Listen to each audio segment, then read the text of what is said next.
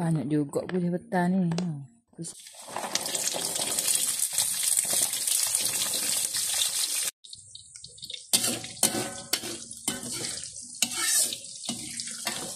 Bila dah garing semua ni, kita masukkan 2 tin sardin .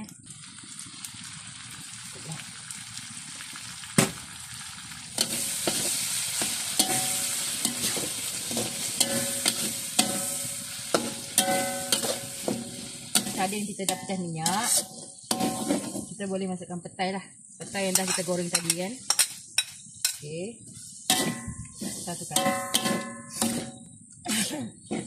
Disebabkan nama dia sambal sardin petai, so kita kena buat pedas lah.